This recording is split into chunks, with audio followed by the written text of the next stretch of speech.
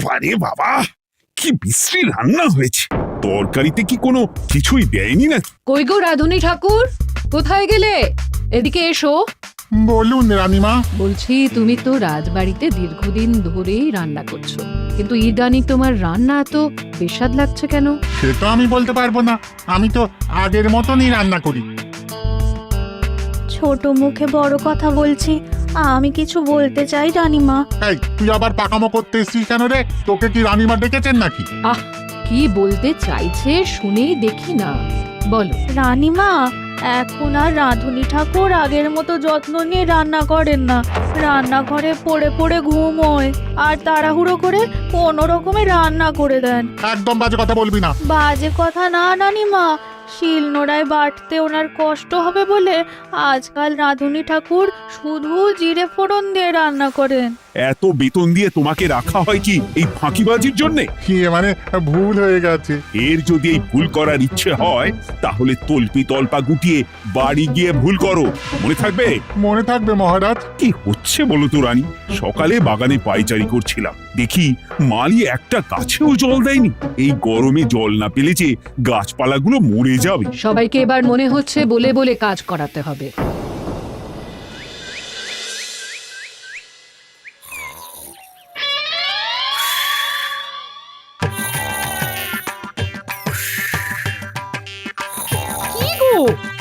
কদিন ধরে তো তুমি শুধু খাচ্ছ আর ঘুমোচ্ছ।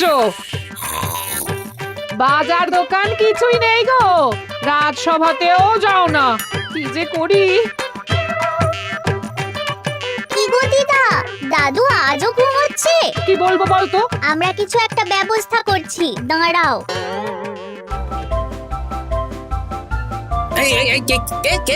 ওঠো দাদু, আর কত ঘুমে? কুড়েমির একটা সীমা থাকে। ওঠো বলছি, ওঠো, ওঠো না। আমি বুঝতে পারছি বাড়ির কাজ, বাজার দোকান এসব না করার জন্য তুমি পড়ে পড়ে ঘুমোচ্ছ। দাদু কাজে ফাঁকি দিচ্ছে দিদা। দে পুটি, আর সরসরি দে দে।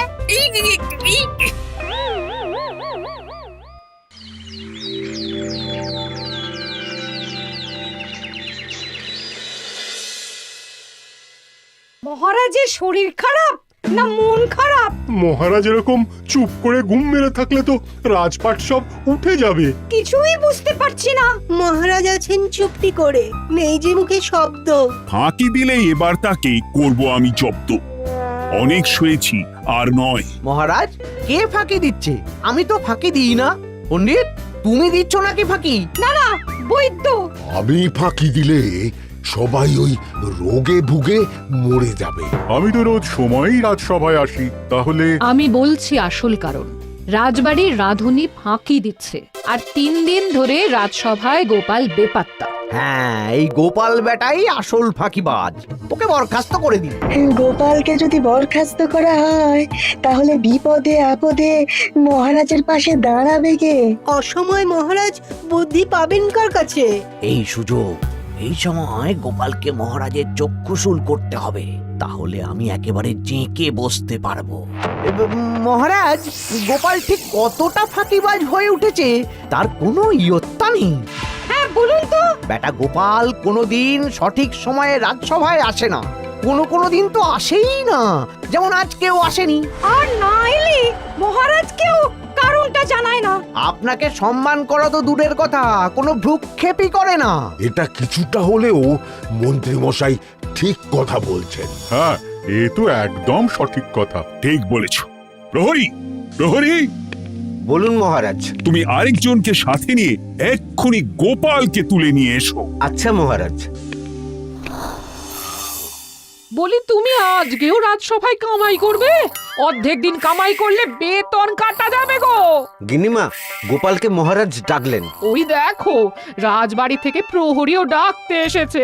ওহ, মহারাজের আদেশ না শুনলে তোমাকে তুলে নিয়ে যেতে বাধ্য হব। আরে দাঁড়িয়ে দেখছিস কি? তুলে নিয়ে চল। ঠিক বলেছিস, তুই হাত ধর আর আমি পা ধরি। আমরা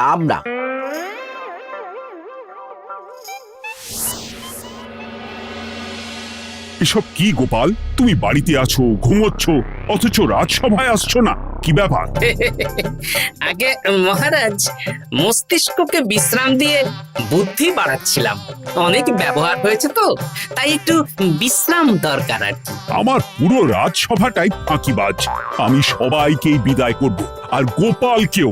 এই সেরেছে, আমি ফাঁকিবাজ নই মহারাজ। আমি খোঁজ নিয়ে দেখেছি সবাই কম বেশি গায়ে হাওয়া লাগিয়ে ঘুরছে। মহারাজ, আমি তো নদীর পাড়ে বসে শীতল হাওয়া গায়ে লাগাই, তবেই তো ঢেউয়ের মতো আমার ছন্দ আসে।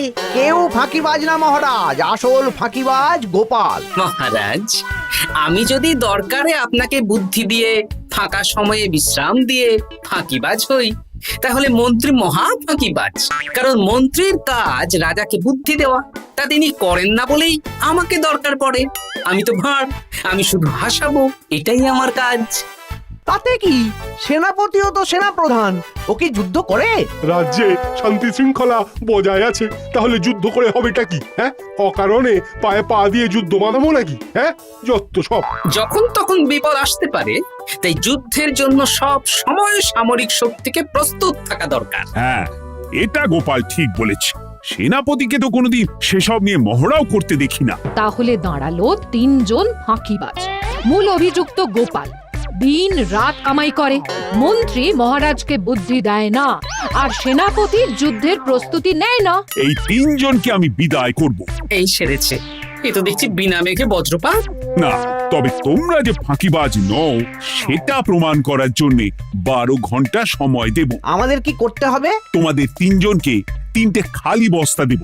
প্রত্যেকে ওই খালি বস্তা নিয়ে জঙ্গলে যাবে, আর এই 12 ঘন্টার মধ্যে জঙ্গল থেকে বস্তা ভরে আনবে। একটা বস্তা ভরার জন্য 12 ঘন্টা সময়? এ তো খুবই সহজ কাজ। সহজ কঠিন জানি না, যে ফাঁকি দিয়ে ফাঁকা বস্তা জমা দেবে বা কিছুটা ভর্তি কিছুটা খালি আনবে, সে সাজা পাবে। আচ্ছা মহারাজ, আমি বস্তায় কি নিয়ে আসবো সেটা কি আপনি দেখবেন? তা দেখব না, কিন্তু বস্তা ভরে আনতে হবে। আর যা বস্তায় ভরে আনবে তাই নিয়ে সবাই বাড়ি ফিরে যেতে পারবে। তার মানে বস্তাতে যা থাকবে সব বস্তার মালিকই পাবে। একদম তাই। বুঝে গেছি, ভিতরে কোনো গভীর পরিকল্পনা আছে। প্রহরী, প্রহরী, তুমি এই 3 জনকে 3টে বস্তা দিয়ে দাও। যথা আজ্ঞা মহারাজ। আর বাকি সভাসদেরা আজকে রাজসভাতেই থাকুক। ওরা 3 জন আসবে, ওদের বিচার হবে, তারপর ফিরবে। আমাদের খাওয়া দাওয়া তাহলে রাজবাড়ির তরফ থেকেই দেয়া হবে মহারাজ? হ্যাঁ। জঙ্গলে তো যাচ্ছি, কি নেব? গোপাল, আমি বলি কি, তুমি বরং আমার বস্তায় ঢুকে যাও, আমি তোমাকেই নিয়ে ফিরে যাই, লেটা চুকে যাবে। আপনি যদি একা আমাকে বস্তায় ভরে নিয়ে যেতে পারেন তো চলুন। একা? এই সেরেছে। দাঁড়ান, আমি আপনার কাঁধে চড়ে দেখি আপনি আমাকে বইতে পারবেন কি পারবেন না। না না, মুখ ফসকে বলে ফেলেছি, মাথা খারাপ নাকি? তাহলে নিজের মতন থাকুন।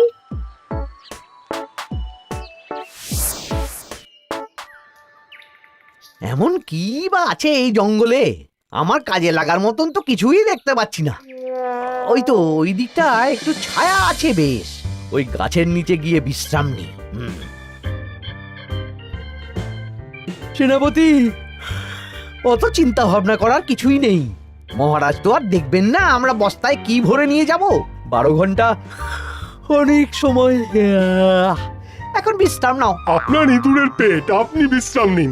দেখি জঙ্গলে থেকে কিছু ফল পেড়ে আগে খাই, তারপর না হয় ওই বস্তাটা ওই ফলমূলের খোসা আর মাটিতে পড়ে থাকা পাতা দিয়ে ভরিয়ে মহারাজের কাছে নিয়ে যাব। হ্যাঁ, বস্তা যখন বাড়ি নিয়েই যেতে পারবো, তাহলে বনের সব থেকে ভালো ভালো ফলগুলো আগে ভরে নি।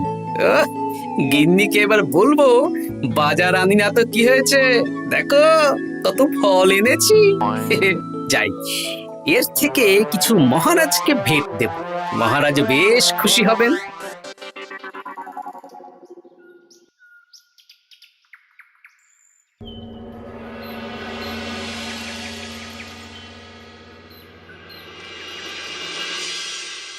উফ, এই এত বড় জ্বালার মতো পেটখানা নিয়ে এই পেল্লাই গাছে উঠবো কি করে? দূর দূর, আশেপাশে ঢিল পাথরও দেখতে পাচ্ছি না।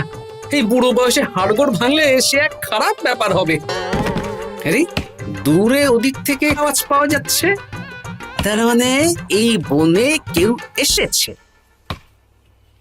ভাই মদন, এই গাছটা ঝড়ে ভেঙে অনেক দিন পড়েছিল, এটা তো নেবই। তুই ওদিকে দেখ, কত মোটা একটা সেগুন গাছ রে।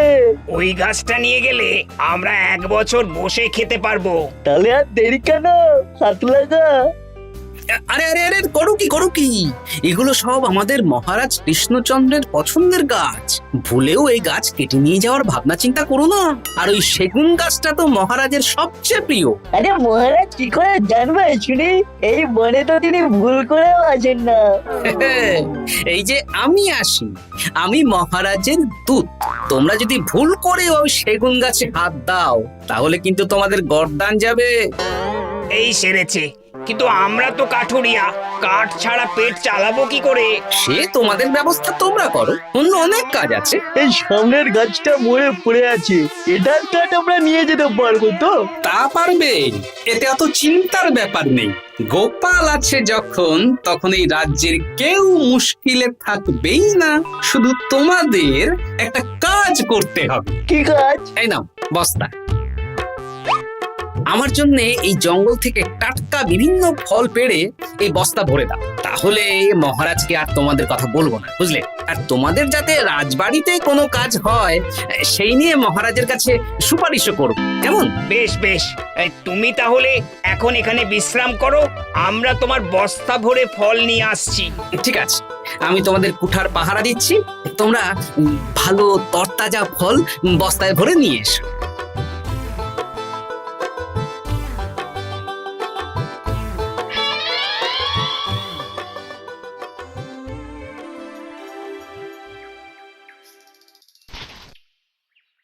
ব্যাস ব্যাস ব্যাস, আমার বস্তায় পাতা ভরা হয়ে গেল।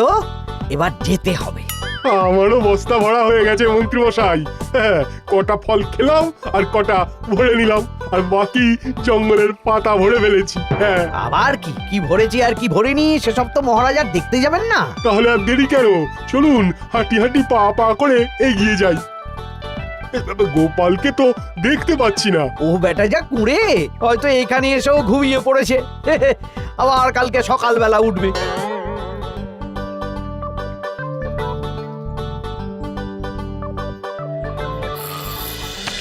এই যে ভাইয়া, এই যে। হ্যাঁ, কে কে? আমরা। ও বলো, বস্তা ভরে এনেছো? হ্যাঁ, ভরে এনেছি। তাহলে চলো রাজসভায় যাই, তোমাদের একেবারে মহারাজের সাথে পরিচয়ও করিয়ে দেবো, আর কাজের ব্যাপারেও বলবো। চলুন। চলো চলো চলো।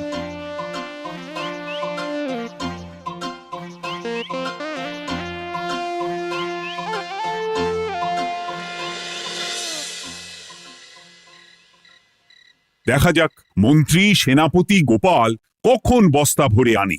এই তো চলে এসেছি, বিশ্রাম নিলাম, বস্তাও ভরে ফেললাম। এই দেখুন মহারাজ, আমিও বস্তা ভরে এনেছি। বাহ, তোমাদের বস্তা দেখে তো মনে হচ্ছে খুব হালকা। হ্যাঁ, আপনি যখন আমাদের বস্তা ভরে কি এনেছি সেটা দেখবেন না, তখন অত খাটাখাটনি করে কি লাভ মহারাজ? কিন্তু গোপালের এখনো অবধি দেখা নেই, ও কি সোনা গয়না ভরে আনছে? গোপাল যা কুঁড়ে আর ঘুমকাতুরে, হয়তো জঙ্গলেও ঘুমিয়েই পড়েছে। মহারাজ, আপনি একটা কাজ করুন, আমাকে আর মন্ত্রী মশাইকে যুগ্মভাবে বিজয়ী ঘোষণা করে দিন, ব্যাস।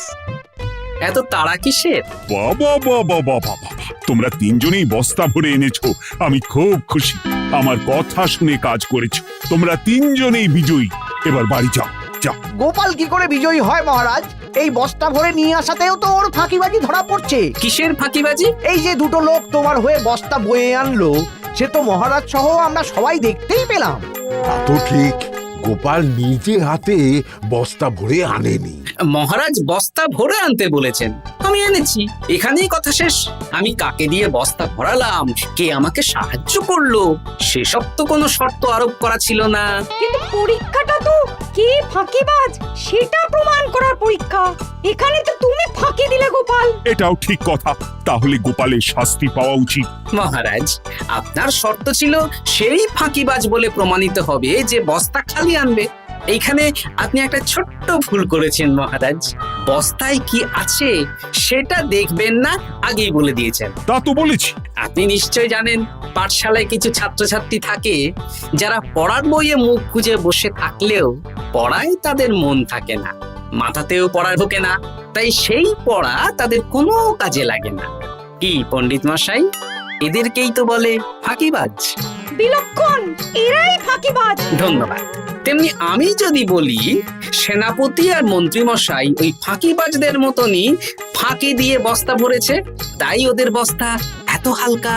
সে তো আমি বুঝতেই পারছি। কিন্তু আমার বস্তায় যা জিনিস ভরে এনেছি তা একার পক্ষে সংগ্রহ করা মুশকিল ছিল, তাই আমি দুজনের সহযোগিতা নিয়েছি।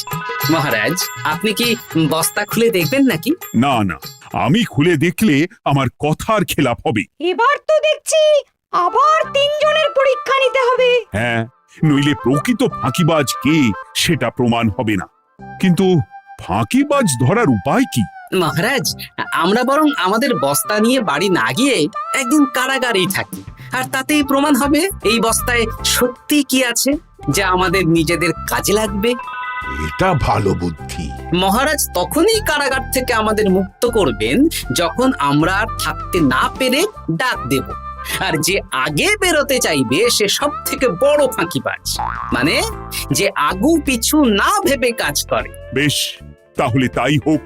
মহারাজ, কারাগারে শুধু জল ছাড়া আর কিচ্ছু দেওয়া হবে না, কারণ বস্তায় তো আর জল থাকতে পারে না। না না, তা কি করে হয়? শুধু জল?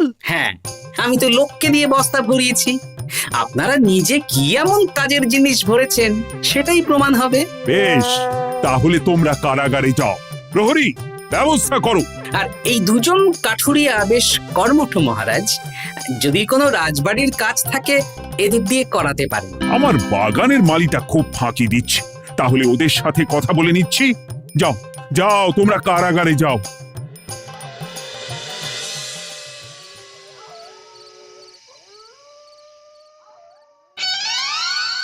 ওরে বাবা রে, কি খিদে খিদে পাচ্ছে রে। দেখি বস্তায় কি আছে দেখি।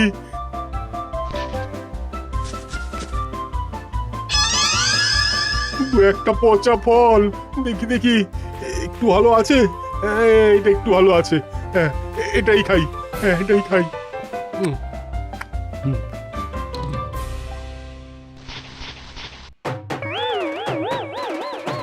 আমি তো শুধু পাতা ভরেছি, কি সেরেছি? আমাকে কি জল খেয়েই কাটাতে হবে? এবার আমি দেখি। টাটকা ফল আর জল, আমার কাছে যা ফল আছে এগুলো খেয়ে আরাম করে 5-6 দিন কেটে যাবে। ও গোপাল, আমাকেও কটা ফল দাও না গো। ও গোপাল, আপনি এখান থেকে উঠুন, অন্য বাগানে ফুল হয়ে ফুটুন। ফল খাবেন? এখন কর্মফল ভোগ করুন। ওরে বাবা, জল খেয়ে আর কতক্ষণ কাটাবো?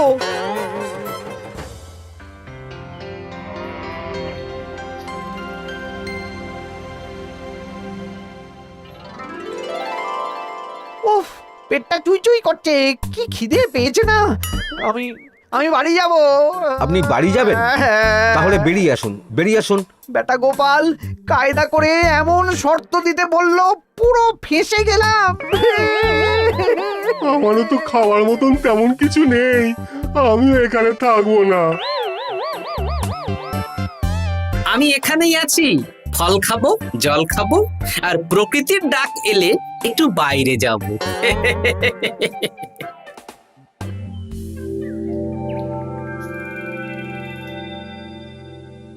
কি তোমরা কারাগারে এক রাতের বেশি তো থাকতেই পারলে না? কি আর করব বলুন মহারাজ, আমরা তো আর গোপালের মতন বস্তা ভরে টাটকা ফল নিয়ে আসিনি।